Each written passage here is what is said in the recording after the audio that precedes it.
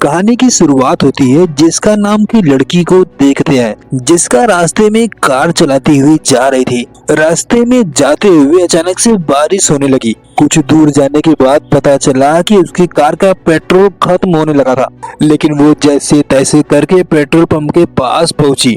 उसके बाद वहां पर पेट्रोल भरने के लिए वहां पर एक आदमी आया। काफी तेज वहां पर बारिश हो रही थी। उस आदमी ने पेट्रोल भरने के बाद उसने जेसिका से कहा कि तुम्हें क्रेडिट कार्ड के लिए मैनेजर के पास चलना होगा। जब जेसिका कार से उतरी और ऑफिस के अंदर गई तो आदमी भी पीछे पीछे गया। उस आदमी ने दरवाजे को लॉक कर दिया। उसके बाद उसने जेसिका को पकड़ने की कोशिश की। जेसिका को लगा कि ये आदमी उसका रेप करना चाहता है। वो इसलिए अपनी जान बचाकर वहां से भागने की कोशिश करने लगी। जेसिका ने मौका देखते ही उस आदमी को मारकर वहां से बाहर भाग निकली। इसके बाद वो सीधा कार में बैठी और वो वहां से निकल गई। सच तो ये था कि वो आदमी उसे बचाने की कोशिश कर रहा था। जब वो वहां से बाहर आया उसने जेसिका को चिल्लाते हुए कहा कि तुम्हारी कार के पीछे कोई बैठा हुआ है, लेकिन जेसिका को ये बातें सुनाई नहीं दी। इधर जेसिका रास्ते में अपनी कार लेकर रोते हुए जा रही थी। कुछ दूर जाने के बाद उसने शीशे में देखा कि कोई आदमी बैठा हुआ था। उसका चेहरा दिखाई नहीं दे रहा था और उसके हाथ में एक कुल्हाड़ी भी थी। और मौका देखते ही उस किलर ने जेसिका को तुरंत वहीं पर मार डाला। इधर कुछ दोस्तों को देखते हैं कि एक रेस्टोरेंट में बैठकर एंजॉय कर रहे थे। वहीं पर एक पार्कर नाम का लड़का उन्हें कहानियां सुना रहा था। पार्कर ने बताया कि ये कॉलेज में प्रोफेसर था जो एक साइको था।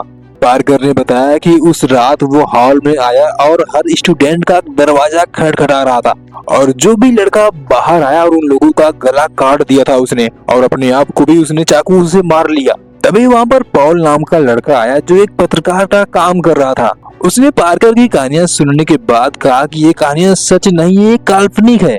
कुछ देर बाद वो सभी आपस में बैठकर बातें कर रहे थे। तभी पॉल को अपना काम में याद आया तो वो वहाँ से चला गया। इधर ब्रेंडा और बेलेसिया वो दोनों रास्ते में बातें करते हुए आ रहे थे तो सामने उन्हें एक बंगला दिखाई दिया। उन्हें बताया गया था कि इस बंगले में भूत रहता है। तो उन दोनों ने उस भूत को जगाने के लिए उस बंगले के पास खड़े होकर आवाजें लगाने लगी। और तभी उन दोनों ने सुना कि उस बंगले के अंदर से किसी आदमी की आवाज आ रही थी चीखने की। वो दोनों उस आवाज को सुनकर डरने लगे। तभी पीछे से डेविड आया और उन्हें डरा दिया। अगली सुबह कॉलेज में प्रोफेसर विलियम को देखते हैं। वो कुछ अफवाहों के बारे में बता रहे थे। उन्होंने डिस्प्ले पर कुछ बच्चों की तस्वीरों को दिखाया। बताया जा रहा था कि उन बच्चों को कोई अनजान आदमी कॉल करके परेशान किया करता था। जब उस कॉल को ट्रेस किया गया तो बताया गया कि वो कॉल तो उनके ऊपर के कमरे से आ रही थी। इसके बाद विलियम ने ब्रेंडा को अपने पास बुलाया। उसके साथ कुछ एक्सपेरिमेंट करना चाहता था। विलियम ने ब्रेंडा को कुछ चॉकलेट जैसा खाने के लिए दिया। इसके बाद विलियम ने उसे सोडा पीने के लिए कहा तो ब्रेंडा ने साफ इनकार कर दिया।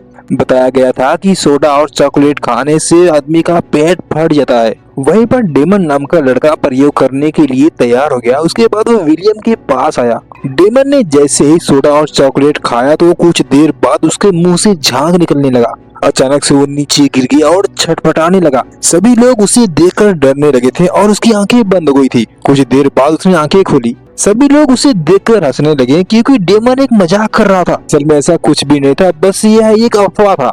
इधर एलिसिया और ब्रेंडा जब बाहर आए तो उन्होंने देखा कि न्यूज में जेसिका की फोटो छपी हुई थी। बताया जा रहा था कि जेसिका का सर किसी ने काट दिया है और वो भी इसी कॉलेज में पढ़ती थी। तभी वहाँ पर पॉल आया। उसने उन लोगों से कहा कि ये बात सच है कि जेसिका को किसी ने मार दिया है। इधर एलिसिया जब अपने कमरे में आई तो वह कुछ तस्वीरों को देख रही थी जिसमें जेसिका उसके साथ थी, यानी कि एलिसिया जेसिका को जानती थी।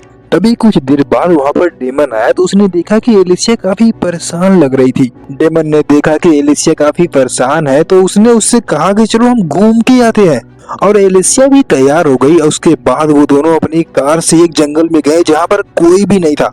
एलिसिया ने डेमन से कहा कि वो जेसिका को जानती थी। जेसिका के मरने के बाद एलिसिया काफी घबराई हुई थी और डरी हुई थी, लेकिन डेमन ने एलिसिया को समझाने की कोशिश की कि वो हमेशा उसके साथ रहेगा। इसके बाद वो मौके का फायदा भी उठाना चाहता था। जब वो उसके करीब गया तो एलिसिया ने उसे साफ इनकार कर दिया। इसके बाद डेमन हल्का होने के लिए अपनी कार से उतरकर कुछ दूर पर गया। तभी एक आदमी उसके गले में रस्सी फंसाकर उसे मारने की कोशिश करने लगा। वो वही किलर था जिसने जेसिका को मारा था। कुछ देर बाद भी डेमन वहाँ पर नहीं आया तो एलिसिया उतर कर उसे पुकारने लगी। तभी अचानक से वही किलर एलिसिया के सामने आ गया। वो जल्दी से अपनी जान बचाने के लिए भागते हुए कार में जाकर बैठ गई। एलिसिया जल्दी से अपनी कार स्टार्ट करके वहाँ से भागना चाहती थी। तभी उस किलर ने रस्सी एक कार के पीछे बांध दिया। देखते हैं कि कार के ऊपर डेमन के गले में भी रस्सी बंधा हुआ था। अगर एलिसिया जरा से भी कार आगे बढ़ाती तो डेमन मारा जाता। इसलिए डेमन एलिसिया से बार बार कहना चाहता था कि कार को चालू ना करे, लेकिन एलिसिया घबराई हुई थी और किलर उसे मारने की कोशिश कर रहा था। इसलिए वो जल्दी से कार को स्टार्ट किया। वो कार को जैसे ही आगे लेके गई, डेमन इधर मारा गया। एलिसिया उस किलर से बचने के लिए जैसे तैसे अपनी कार लेकर वहाँ से भाग निकली। इसके बाद एलिसिया वहाँ से भागते हुए स्टेविन नाम की शरीफ के पास आई। एलिसिया पूरी तरह से घबराई हुई थी। उसने स्टेविन से कहा कि किसी ने डेमन को मार दिया है।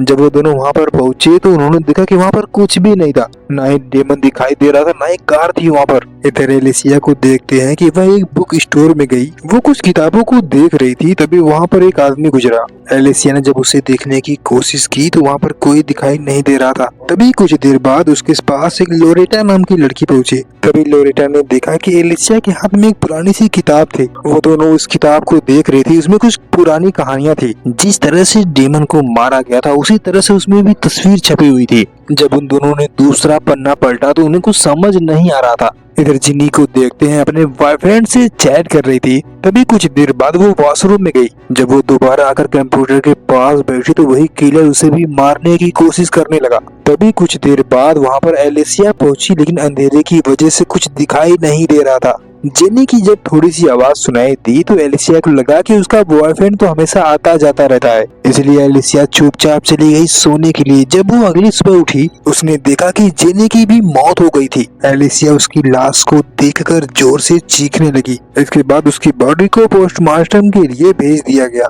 लेकिन लोगों को लग रहा था कि उसकी दिमाग की हालत ठीक नहीं थी, क्योंकि वो हमेशा नशे करती रहती थी। इसलिए उसने खुदकुशी कर ली होगी। लेकिन एलिसिया को शक था कि उसे भी किसी ने मारा है। इधर एलिसिया और पॉल बैठे हुए थे। एलिसिया काफी घबराई हुई थी और काफी परेशान थी, क्योंकि उसके सारे दोस्तों को एक एक करके मारा जा रहा था। पॉल उसे बार बार समझाने की कोशिश कर रहा था।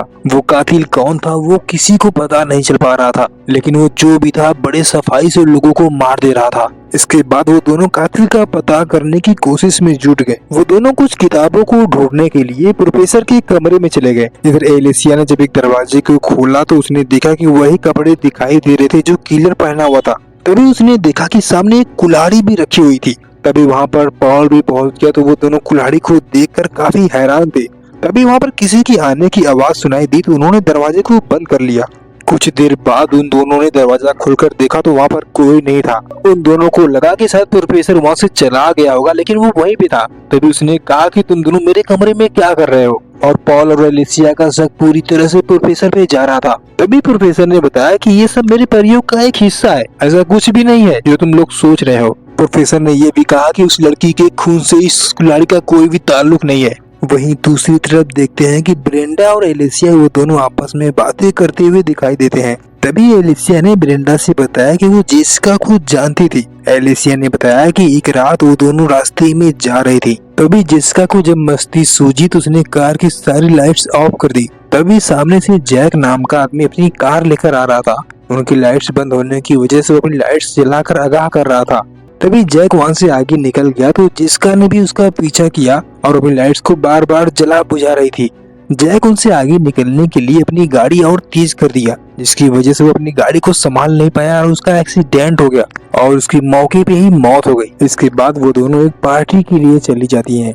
इधर जॉन नाम के आदमी को देखते हैं। वो अपनी कार में बैठने जा रहा था। तभी वहाँ पर स्टेबिन आ गई। स्टेबिन जॉन से कुछ देर तक बातें करने के बाद वो वहाँ से चली गई। जब जॉन अपने कार में बैठने के लिए जा रहा था तो वही किलर उसके कार के नीचे छिपा हुआ था। मौका देखते ही उसने चाकू से उसके पैर को काट दिया। इसके बाद जॉन अपने आप को बचाने के लिए वहां से दूर जाने लगा। उस किलर ने कार को स्टार्ट करके गियर लगाकर छोड़ दिया। कार सीधा जॉन के ऊपर चढ़ गई, जिसकी वजह से जॉन भी मारा गया। इधर पॉल और एलिसिया बात कर रहे थे आपस में। उन्हें पता था कि आज भी कोई न कोई मरेगा। इससे पहले कि वो कातिल किसी पे हमला करे वो दोनों उस सभी को बचाना चाहते थे। तभी कुछ देर बाद पॉल पार्टी में आया। उसने पार्कर से पार्टी को रोकने के लिए कहा तो वो उसका मजाक उड़ाने लगा। तभी पार्कर ने पॉल से कहा कि तुम तो ऐसी सनसनीखेज ढूंढते रहते हो ताकि तुम्हारा नाम हो जाए। इधर पार्टियां चल रही थी, तभी पार्कर के लिए किसी का फोन आया। जब वो फोन पे बात किया तो पता चला कि वही कातिल था। उसने पार्कर से कहा कि तुम आज मरोगे, तो पार्कर को यह सब मजाक लग रहा था। तभी उस कातिल ने कहा कि तुम्हारे कुत्ते की मौत हो गई है। जब पार्कर जाकर वहाँ पर देखा तो कुत्ता उसका मर चुका था। पार्कर उसे देखते ही वो उल्टियाँ करने के लिए बाथरूम में चला गया। तभी वो कातिल भी मौका देखकर वहाँ पर चला गया और उसके मुंह में कुछ केमिकल डालकर उसे जान से मार डाला। इधर लोरेटा एक कमरे के अंदर फोन पर किसी से बात कर रही थी। उसके पीछे एक और आदमी बैठा हुआ था। तभी वो कातिल चुपके से अंदर आ गया और उसे मारने की कोशिश करने लगा। उस कातिल ने लाइट्स को भी ऑफ कर दिया और पूरी तरह से अंधेरा दिखाई दे रहा था। तभी पीछे से कुछ आवाजें आई तो लोरेटा ने जब पीछे देखा तो अंधेरे की वजह से कुछ दिखाई नहीं दे रहा था।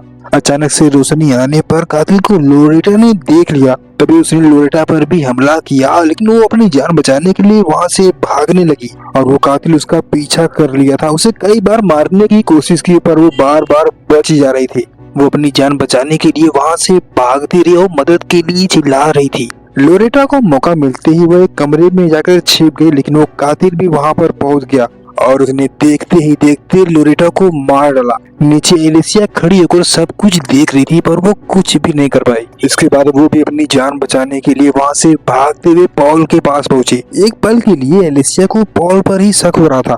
तभी एलिसिया ने पॉल से पूछा कि तुम कहाँ पर थे। पॉल ने बताया कि मैं भी मदद के लिए गया हुआ था। तभी पॉल ने कहा एलिसिया से कि मैं तुम्हारे साथ हूँ, तुम्हें डरने की कोई बात नहीं। इसके बाद वो दोनों वहाँ से बाहर निकले। तभी वहाँ पर ब्रेंडा भी आ गई। ब्रेंडा भी पूरी तरह से घबराई हुई थी। वो तीनों कार में बैठकर वहाँ से एक पेट्रोल पंप के पास पहुँचे। पॉल जब कार से उतरकर मदद के लिए पूछने के लिए गया, तभी इन दोनों ने देखा कि पीछे से फोन की आवाज आ रही थी। ये दोनों गाड़ी से उतरकर जब पीछे की डिग्गी इन्होंने खोला तो उसने देखा कि वहाँ पर एक लाश थी। ये दोनों उस लाश को देखकर डरने लगी और इन लोगों को समझ में आ चुका था कि कातिल कौन है। ये दोनों पॉल को कातिल समझकर वहाँ से जंगल के रास्ते से भागने लगी।